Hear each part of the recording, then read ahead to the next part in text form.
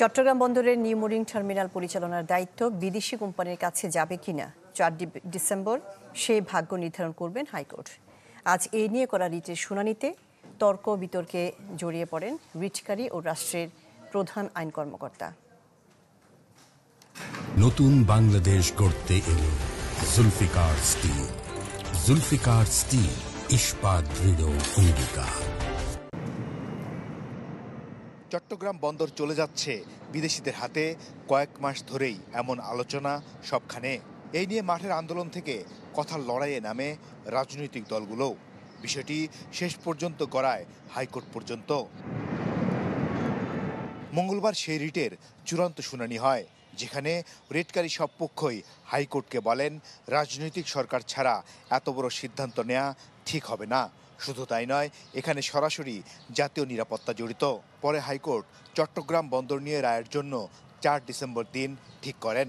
বাংলাদেশের প্রত্যেকটা রাজনৈতিক দল তাদের বক্তব্য বিবৃতি মাধ্যমে জাতির সামনে উপস্থাপন করেছেন বর্তমান এই অন্তর্বর্তীকালীন সরকার এই ধরনের স্টেট পলিসির ক্ষেত্রে তাদের কোনো সিদ্ধান্ত নেওয়া উচিত না। একটা নির্বাচিত সরকারের যে ক্ষমতা আছে, অন্তত সরকারের সেই ক্ষমতা নাই। জনগণের সঙ্গে রাজনীতির সঙ্গে চ্যালেঞ্জ করে সরকার চ্যালেঞ্জ গ্রহণ করে সরকার কিন্তু এটা করতে আগাচ্ছে, এবং এই প্রজেক্টটা কিন্তু সেক্ষেত্রে সরকারের আমলের প্রজেক্ট। এবং আমরা মনে করছি ওদেরই কোনো লোকজন, আগের সরকারের কোনো লোকজনের তাদের তত্ত্বাবধানে তাদের প্রসেসটা কিন্তু এটা আগানো হচ্ছে। এটা যেহেতু একটা রাষ্ট্রের জন্যে একটা বড় রকমের নীতিগত সিদ্ধান্ত, সুতরাং পরবর্তী পার্লামেন্ট না আসা পর্যন্ত এই নীতিগত সিদ্ধান্ত আর কেউ নিতে পারবেন না। এবং এই সরকার এই কোনো পলিসি ডিসিশন যদি নিতে পারেন না কনস্টিটিউশনালি, সুতরাং তারা ডিপি ওয়ার্ল্ডের সাথে চুক্তি নিয়ে অগ্রসর হতে পারেন না। এই নিয়ে সংবাদ সম্মেলনে অ্যাটর্নি জেনারেল বলেন, এই রিটের পেছনে হুলো বিড়াল রয়েছে।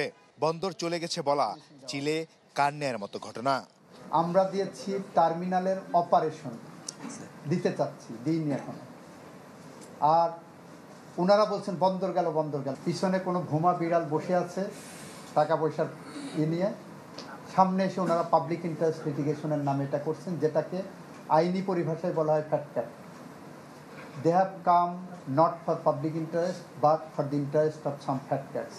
৪ ডিসেম্বর পর্যন্ত চট্টগ্রাম বন্দর নিউ মোরিং কন্টেনার টার্মিনালের পরিচালনায় বিদেশিদের সাথে চুক্তির প্রাথমিক কাজে স্থিতাবস্থা থাকবে বলে জানিয়েছেন রিটকারীদের আইনজীবী। মাসুদুর রহমান, চ্যানেল 24, ঢাকা।